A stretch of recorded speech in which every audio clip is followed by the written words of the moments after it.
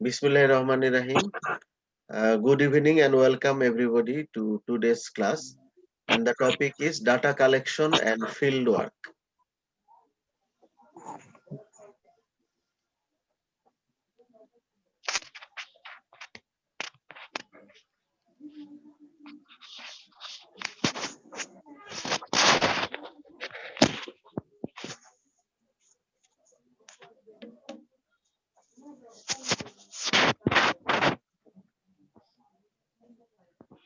Collection of data. Data collection techniques allow us to collect information systematically about the subject of the study. Haphazardly collected data cannot fulfill the objectives of the study. Data must be collected systematically using appropriate technique and tool. Methods of data collection. আগেও এক সময় পড়েছেন তাই না ডাটার মধ্যে? তো সেটাই আবার এখানে অনেক কিছু আছে একই ক্লাস বারবার একই কথা বারবার আসবে। তো তার মধ্যে এটা যে আমরা আগেই মেথডস অফ ডাটা কালেকশন করেছিলাম। যে ইন্টারভিউ একটা মেথড, তারপরে সেলফ অ্যাডমিনিস্ট্রার্ড কোয়েশ্চেনিয়ার, যে কাউকে যদি আমি প্রশ্নটা দিয়ে দেই পরে সেই প্রশ্ন সে অ্যান্সার করে আমাকে ফেরত দিল, এরকমটা হচ্ছে সেলফ অ্যাডমিনিস্ট্রার্ড কোয়েশ্চেনিয়ার। তারপরে মেইল কোয়েশ্চেনিয়ার, ইন্টারনেট কোয়েশ্চেনিয়ার, যে আমি ডাকে অথবা ইন্টারনেটে প্রশ্ন পাঠিয়ে দিলাম, সে উত্তর আমাকে ব্যাক করলো উত্তর দিয়ে। তারপরে ছিল একটা ফোকাস গ্রুপ ডিসকাশন, যে সংশ্লিষ্ট সবাইকে নিয়ে আলোচনা করা, একটা গাইডলাইন ফলো করে আলোচনা করা, এটা হচ্ছে ফোকাস গ্রুপ ডিসকাশন। আরেকটা ডাটা কালেকশনের মেথড ছিল অবজারভেশন, যে কোনো কিছুই না জিজ্ঞেস করে শুধু আমি দেখে দেখে তথ্য সংগ্রহ করব। তারপরে এক্সামিনেশন অর মেজারমেন্ট, যে কোনো কিছু পরীক্ষা করা অথবা কোনো কিছু মাপঝোপ করে আমরা তথ্য সংগ্রহ করতে পারি। Review of records or using available data, যে আগে থেকে পাবলিশড কোনো ডাটা অথবা রেজিস্টারে লিপিবদ্ধ আছে এরকম কোনো ডাটা বা যে কোনো রেকর্ড থেকে তথ্য যদি আমি নেই, সেটা হলো রিভিউ অফ রেকর্ডস বা ইউজিং অ্যাভেলেবল ডাটা। তারপরে combination of any two or more methods, এই যে কোনো এক দুই বা ততোধিক মেথডের কম্বিনেশন হতে পারে। বিশেষ করে আমরা যারা রোগীদের উপরে রিসার্চ করব, তাদের বেশিরভাগই এরকম কম্বিনেশন। ইন্টারভিউ থাকে, রোগীকে কিছু জিজ্ঞেস করতে হয়। কিছু থাকে এক্সামিনেশন বা মেজারমেন্ট, কিছু থাকে review of record of laboratory investigation. ইনভেস্টিগেশনের রিপোর্ট থেকে আমরা কিছু তথ্য নেই, তাহলে ওখানে একই সাথে ইন্টারভিউ, এক্সামিনেশন এবং রিভিউ অফ রেকর্ডস, এরকম মিক্সড মেথড আমরা পেশেন্টদের বেলায় অ্যাপ্লাই করি। So these are the methods of data collection. এখন আমরা দেখব যে সাধারণত কোন ডাটা কালেকশন মেথডের জন্য কোন ধরনের টুল ইউজ করতে হয়। যদি আমি রিভিউ অফ রেকর্ড করি, তাহলে রিভিউ অফ রেকর্ডের জন্য চেকলিস্ট ইউজ করা যেতে পারে অথবা ডাটা কম্পাইলেশন ফর্ম বা ডাটা কম্পাইলেশন শীট টুল হিসেবে ইউজ করা যেতে পারে। অবজারভেশনের ক্ষেত্রে যে টুল ইউজ করা হয় সেটা হচ্ছে চেকলিস্ট। ইন্টারভিউ এর ক্ষেত্রে কোশ্চেনিয়ার অথবা case record form, interview schedule, audio বা ভিডিও রেকর্ডার ইউজ করা যেতে পারে। অনেক সময় না লিখে জাস্ট আমি রেকর্ড করে নিতে পারি অডিও ভাবে বা ভিডিও ভাবে। অ্যাডমিনিস্ট্রারিং রিটেন কোশ্চেনিয়ার, সেক্ষেত্রে টুল হিসেবে কোশ্চেনিয়ারই ইউজ হবে। ফোকাস গ্রুপ ডিসকাশনে একটা গাইডলাইন ইউজ হয়। তাহলে এভাবে আমরা কোন টেকনিকের ক্ষেত্রে কোন টুল ইউজ করব এটা এই টেবিলে দেখানো হয়েছে। এখন আমরা দেখি যে কোন কোন মেথডে কিভাবে আমরা ডাটা কালেকশন করতে পারি। তো প্রথমেই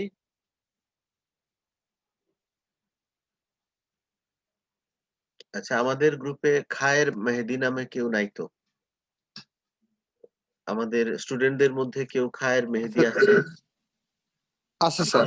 কে সে? আমাদের স্টুডেন্ট? পুরো নাম কি? জি স্যার, ডক্টর আবুল খায়ের।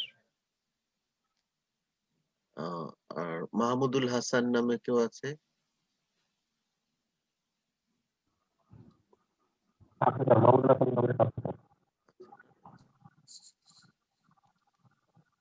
জি, মাহমুদুল হাসান নামে আছেন ডাক্তার আচ্ছা। খায়ের জামালপুরের।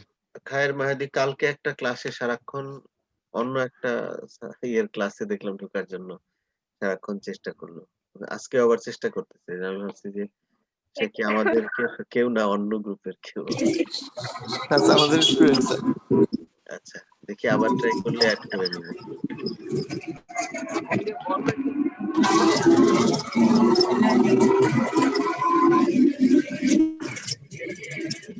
আচ্ছা, যাদের মাইক্রোফোন যাদের আনমিউট করা মিউট করে দেন। মাহমুদুল হাসান সাহেব আপনার মাইক্রোফোনটা অফ রাখেন, অনেক সাউন্ড হচ্ছে। জি, পরে বোধহয় আরো ২ জন যোগ হয়েছেন কিন্তু খায়ের মাহাদি এখন পর্যন্ত যোগ দেয় নাই নাকি? ঠিক আছে, আমরা যেটা বলছিলাম যে তাহলে আমরা ১ম এ দেখি যে অবজারভেশন এর মাধ্যমে কিভাবে ডাটা কালেকশন করা যায়। Observation is a technique that involves systematically selecting, watching, and recording behavior characteristics of living beings, objects, or phenomena. Checklist is used for collection of data by observation. আমাদের যে OSPI পরীক্ষা হয় সেখানে দেখবেন যে একজনকে হয়তো একটা শর্ট কেস বা লং কেস এক্সামিনেশন করতে দিল। তো এক্সামিনার শুধু দেখবে যে সে ঠিকমতো কাজটা করলো কিনা। অথবা আমি একটা কোনো রুম পরিদর্শনে গেলাম, সেখানে আমার কয়টা চেয়ার টেবিল আছে, জানালা কয়টা আছে এগুলো জিজ্ঞেস করার দরকার নেই। আমি শুধু দেখে, দেখে আমার কাছে যে চেক লিস্ট থাকবে সেই চেক লিস্টের মধ্যে তথ্যগুলো তুলে নিব। তো এটাই হচ্ছে অবজারভেশন। তো এই অবজারভেশন এর ক্ষেত্রে কোনো লিভিং থিংস এর অথবা অবজেক্ট বা কোনো একটা ফেনোমেনা সিলেক্ট করে সেটা দেখে তারপরে তথ্য নিতে হয়। এটা মানুষের বিহেভিয়ার বা বিভিন্ন ক্যারেক্টারিস্টিক্স এর ক্ষেত্রে অবজারভেশন করা যেতে পারে। অবজারভেশন ডাইরেক্টলি হতে পারে, রিমোট সিসি ক্যামেরার মাধ্যমে হতে পারে, বিভিন্নভাবে অবজারভেশন করা যায়।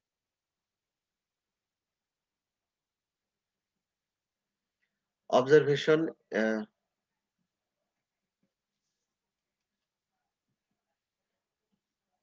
two different ways. Participant observation, the observer takes part in the situation he or she observes. যে যে ফেনোমেনা বা যে ঘটনা আমি দেখব সে ঘটনায় নিজেই পার্টিসিপেট করে তারপরে দেখা যেতে পারে। আর non participant observation, the observer watches the situation openly or conceal but does not participate. ধরেন আমি কোনো একটা ট্রাইবাল কমিউনিটি তারা কিভাবে খাওয়া দাওয়া করে, কিভাবে তাদের লাইফস্টাইল মেনটেন করে এটা আমি দেখব। এটা আমি ওখানে গিয়ে তাদেরকে জানিয়ে নিজে দেখতে পারি অথবা গোপনে দেখতে পারি অথবা তাদের মধ্যে তাদের সঙ্গে আমি থাকবো ২ বছর। ২ বছর তাদের সঙ্গে থেকে তারপরে আমি আমার তথ্যগুলো আমি রেকর্ড করতে পারি। তো যদি ওখানে ২ বছর থেকে করি বা যে তাদের সঙ্গে তারা যে কাজ করছে সেগুলায় অংশগ্রহণ করে আমি অবজার্ভ করি তাহলে পার্টিসিপেন্ট অবজারভেশন। আর যদি সেটা না করে আমি শুধুই অবজার্ভ করি গোপনে বা প্রকাশ্যে সেটা হলো নন participant observation.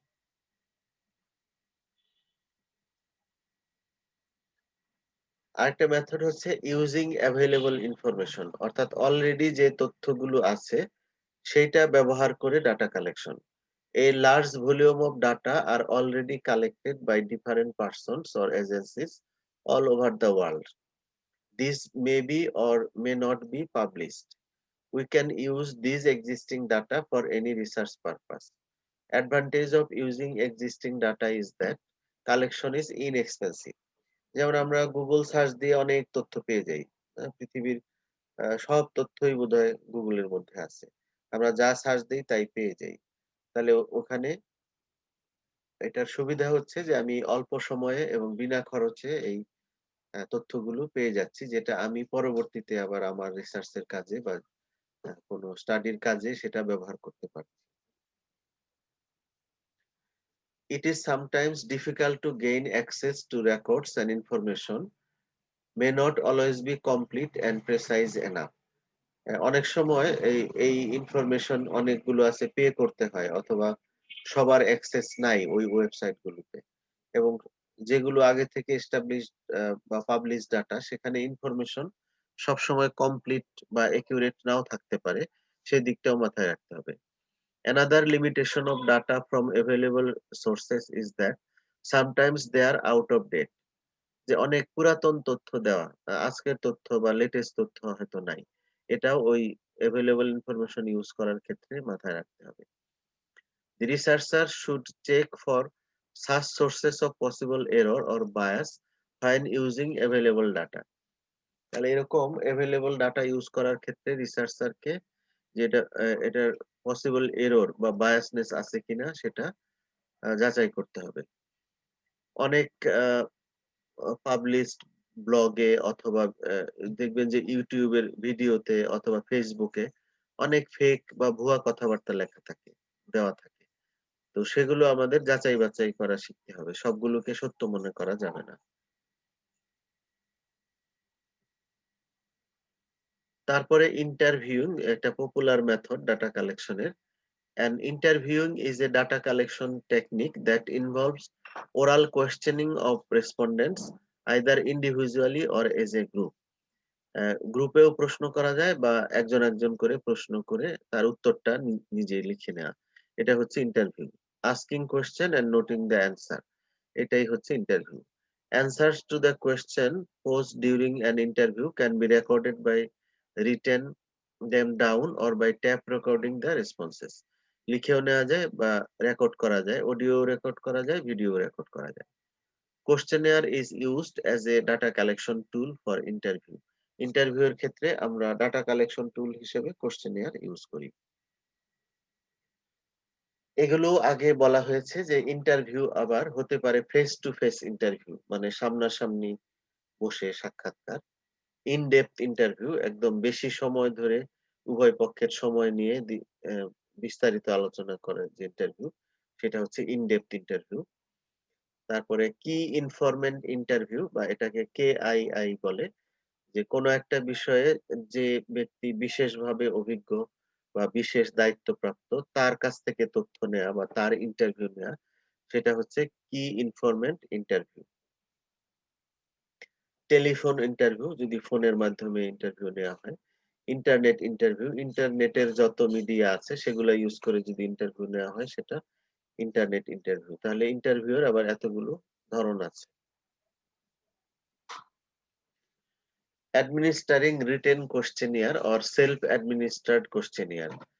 A written questionnaire is a data collection tool in which written questions are presented that are to be answered by the respondent. A written questionnaire may be administered directly by mail or by email or by internet. যদি directly দেয়া হয় সেটাকে বলে hand delivery questionnaire, যে প্রশ্ন আমি উত্তর যে দিবে বা যে আমার রেসপন্ডেন্ট তাকে হাতে হাতে দিব অথবা মেইলে দিব বা ইন্টারনেটে দিব, সে ওই অ্যান্সার ফিল আপ করে আমাকে আবার ব্যাক করবে। এটাই হচ্ছে সেলফ অ্যাডমিনিস্ট্রেড কোশ্চেনিয়ার অথবা administering written questionnaire. For better understanding the respondents should be instructed clearly regarding the questions and answering. এখন এটার ক্ষেত্রে একটা সমস্যা আছে, যে আমি যে উত্তর জানতে চাই, আমার যাকে প্রশ্ন পাঠাচ্ছি সে প্রশ্নগুলো ঠিক মতো বুঝছে কিনা বা উত্তরটা কিভাবে দিতে হবে সে সেটা কিভাবে চিন্তা করছে। একেকজন একেক ভাবে উত্তর দিলে উত্তরের হোমোজেনিসিটি থাকবে না। এই কারণে এটা দূর করার জন্য যখন আমি সেলফ অ্যাডমিনিস্ট্রেড কোশ্চেনিয়ার কাউকে দিব, তার আগে সবাইকে সুন্দর মতো ইনস্ট্রাকশন দিতে হয়। প্রত্যেকটা প্রশ্ন পড়ে তাকে বুঝিয়ে দিতে হয় যে এটা এই প্রশ্ন, আমি জানতে চাচ্ছি এই বিষয়টা, কিভাবে সে উত্তর দিবে। সে কি টিক চিহ্ন দিবে, না বৃত্ত ফিল আপ করবে, না হাতে উত্তরটা লিখবে, এবং কতটুকু লিখবে, কিভাবে লিখবে। প্রত্যেকটা প্রশ্ন ক্লিয়ার কাট যাতে রেসপন্ডেন্ট বুঝতে পারে, সেইভাবে তাকে আগে ইনস্ট্রাকশন দিয়ে নিতে হবে। এরপরে ফোকাস গ্রুপ ডিসকাশন বা FGD বলে। এই FGD একটা পপুলার মেথড। এখানে যেহেতু সবাই মিলে ডিসকাশনের বিষয় থাকে, তো তখন হয় কি একজন একটা সমস্যার কথা বা একটা তথ্য যখন জানায়, আরেকজন সেটা দেখে দেখে উদ্বুদ্ধ হয়, সে আরো কিছু জানায়, আরেকজন আরেকটা বলে, আরেকজন আরেকটা বলে, এইভাবে ঘটনার বা আমি যা জানতে চাচ্ছি তার পুরোটাই বের হয়ে আসে।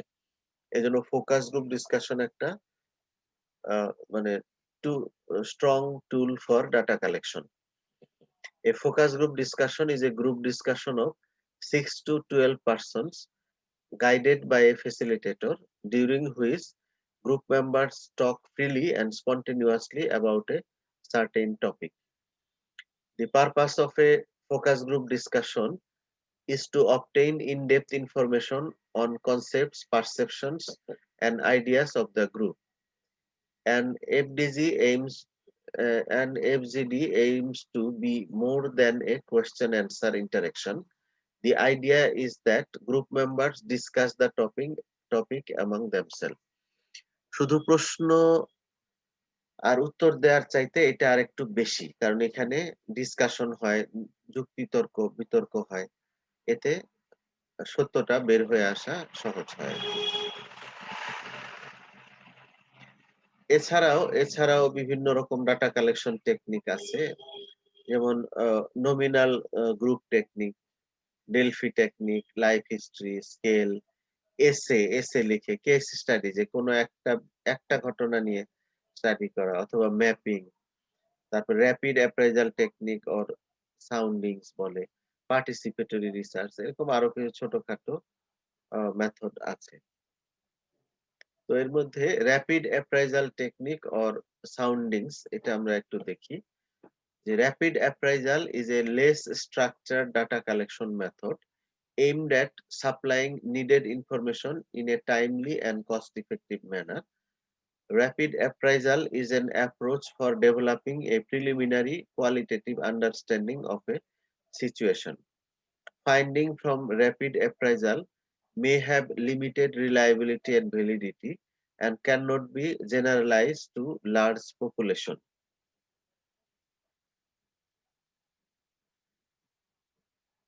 র‍্যাপিড অ্যাপ্রাইজাল হচ্ছে আমরা ওরকম একদম ডেভেলপড কোয়েশ্চেনিয়ার বা সেটাকে আবার প্রি টেস্টিং করা ওরকম সিস্টেমেটিক ওয়েতে না গিয়ে, ধরেন অফিসের স্টাফ আছে, একটা অফিসে 50 জন স্টাফ আছে, তো সবাইকে কোনো একটা বিষয়ে সম্পর্কে একটা ফর্ম দেওয়া, যে এটার সম্পর্কে বলেন, এক্ষুনি বলেন, এরকম কিছু আর কি, যে র‍্যাপিডলি কোনো ছাড়া সিস্টেমেটিক মেথড ফলো না করে কিছু তথ্য সংগ্রহ করা। তো এটা আসলে অত বেশি সবসময় রিলায়েবল বা ভ্যালিড নাও হতে পারে।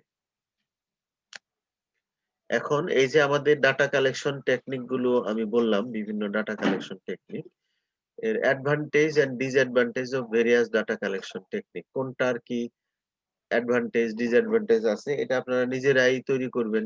ধরেন ইন্টারভিউ, এটার কি অ্যাডভান্টেজ কি ডিসঅ্যাডভান্টেজ, সেলফ অ্যাডমিনিস্ট্রেট কোয়েশ্চেনিয়ার, এটার কি অ্যাডভান্টেজ কি ডিসঅ্যাডভান্টেজ। তো সেটা বের করার জন্য কি কি পয়েন্ট কনসিডারেশনে নিবেন, যে এক্সপেন্সিভ অথবা ইনএক্সপেন্সিভ, তাহলে কোন মেথডটা কম্পারেটিভলি এক্সপেন্সিভ বা ইনএক্সপেন্সিভ সেটা বলবেন। রিলায়েবিলিটি বা ভ্যালিডিটি কোনটাতে বেশি। যেমন ফোকাস গ্রুপ ডিসকাশন বা কি ইনফরমেন্ট ইন্টারভিউ, এটা কিন্তু এক্সপেন্সিভ, অনেকবার তাদের সঙ্গে সময় নিতে হবে, একটা সেমিনারের মতো বা ডিসকাশনের মতো আয়োজন করতে হবে, সেখানে খাওয়া দাওয়ার ব্যবস্থা করতে হবে, একজন গাইড লাগবে, একজন রিপোর্টার লাগবে যে নোট করবে, মানে একটা সুন্দর মতো আয়োজন করতে একটা এক্সপেন্সিভ। আর আপনি খালি হাতে ইন্টারভিউ নেন জাস্ট প্রশ্নটা নিয়ে, সেখানে কোনো খরচ না করলেও চলে। রিলায়েবিলিটি ভ্যালিডিটি, আমি যদি রিভিউ অফ রেকর্ড করি অথবা পাবলিশড কোনো ডাটা নেই বা র‍্যাপিড অ্যাপ্রাইজাল করি, তাহলে এগুলা রিলায়েবিলিটি ভ্যালিডিটি ভালো না। কিন্তু যদি আমি ইন ডেপথ ইন্টারভিউ নেই বা অন্যান্য যে মেথড গুলো আছে সেগুলা ফলো করি, তাহলে হয়তো রিলায়েবিলিটি ভ্যালিডিটি ভালো হবে। তারপরে অ্যাক্সেসিবিলিটি, যে ওই পদ্ধতিতে আমার রেসপন্ডেন্ট এর কাছে আমি যেতে পারবো কিনা, অ্যাক্সেসিবিলিটি কেমন। কনফিডেনশিয়ালিটি, যে তার তথ্য, গোপন তথ্য, সেটা আমি ফাঁস করতে পারি না, সেটা সে দিবে কিনা, কনফিডেনশিয়ালিটি লঙ্ঘিত হবে কিনা, এটা একটা বিষয়। তাহলে এই পয়েন্ট গুলো অ্যাডভান্টেজ ডিসঅ্যাডভান্টেজ চিন্তা করার সময় আমরা মনে রাখবো। তারপরে কমপ্লিটনেস অফ ইনফরমেশন, যে পুরো তথ্য আসে কিনা, যেমন ফেস টু ফেস ইন্টারভিউ, পুরো তথ্য নাও আসতে পারে। এটা আমি ওই যেমন উদাহরণ দিয়ে যদি বলি, যেমন আমার সঙ্গে যদি এই যে ফারুক আহমেদের দেখা হয়, যদি বলি কেমন আছেন? রায়হান খান মানে আচ্ছা সে যোগ দিচ্ছে এখন। তো যদি আমি বলি যে, "ফারুক কেমন আছেন?" বলবে যে, "জি স্যার ভালো আছি।" এটা হলো ফেস টু ফেস ইন্টারভিউ শেষ কথা। কিন্তু যদি আমি একটু দাঁড়াই বা কোথাও তাকে নিয়ে বসি, তখন যদি আরো জিজ্ঞেস করি যে, "কি ব্যাপার আপনার অফিসের কি অবস্থা? আপনার ওয়াইফ কোথায় আছে? বাচ্চা-কাচ্চারা কেমন আছে?" তখন দেখা যাবে যে তার ওয়াইফের পোস্টিং হলো সুন্দরবন। হ্যাঁ? বাচ্চা অসুস্থ। কথার কথা বলতেছি আরকি।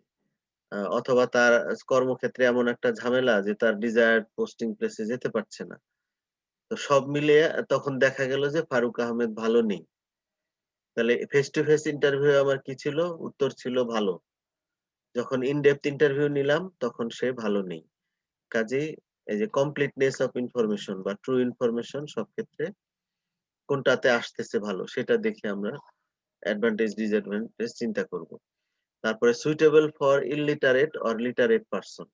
আমার রেসপন্ডেন্ট কারা? তারা শিক্ষিত না অশিক্ষিত? তার উপর ভিত্তি করে মেথডের করতে হবে। Scope to make clarification of answer, যে এই প্রশ্নের কি উত্তর সেটা রেসপন্ডেন্ট বুঝতেছে কিনা বা বুঝাইয়া দেওয়ার সুযোগ আছে কিনা, সেটাও হচ্ছে এই অ্যাডভান্টেজ ডিসঅ্যাডভান্টেজ অ্যাসেস করার সময় চিন্তা করতে হবে। Presence of bias or not. অনেক প্রশ্ন বা উত্তরের সিস্টেম আছে যে যে এটা তো এটাই হবে না। এভাবে বলে বায়াস করে নেওয়া যায়। তাহলে সেরকম করা স্কোপ আছে কিনা।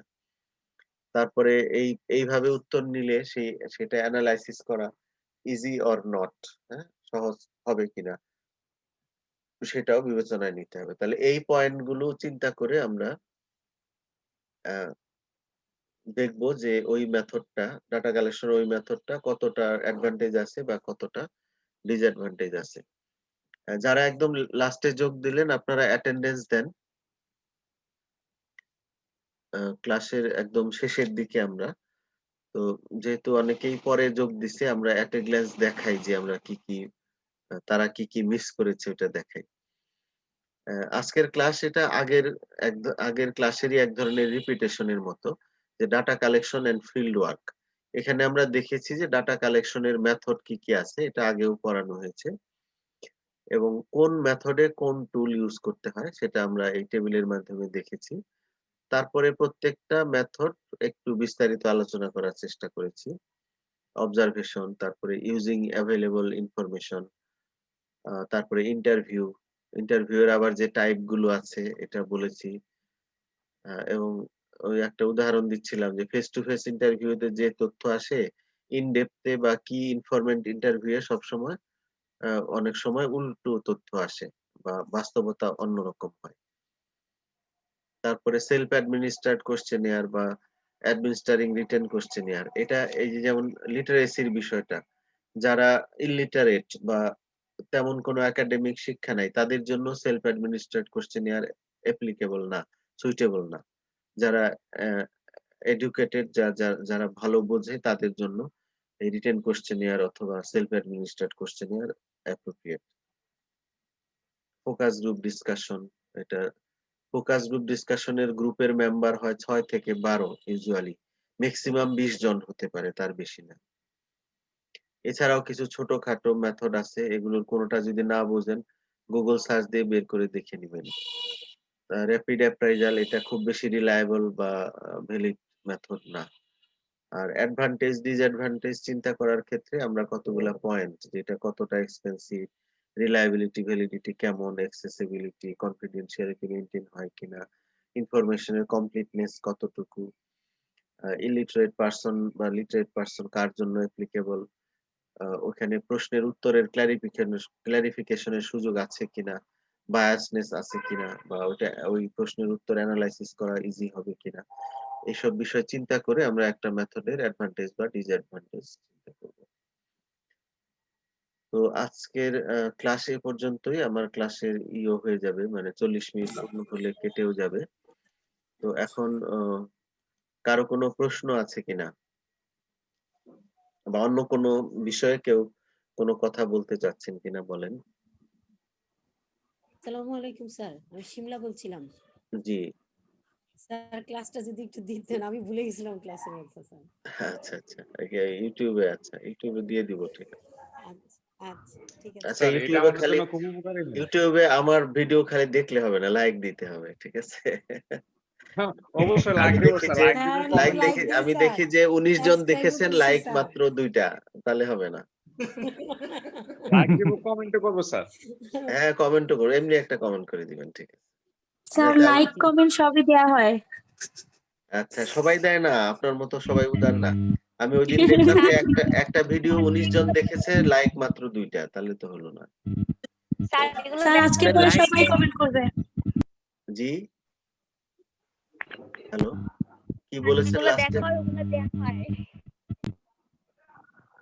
লাস্টে কি বলেছেন আমি বুঝতে পারি নাই। আচ্ছা, ঠিক আছে, তাহলে আজকে শেষ করছি। হ্যাঁ, আল্লাহ হাফেজ। Thank you sir. আসসালামু আলাইকুম হ্যাঁ, sir. Welcome. Thank you sir. আসসালামু আলাইকুম। থ্যাংক ইউ ওয়ালাইকুম স্যার।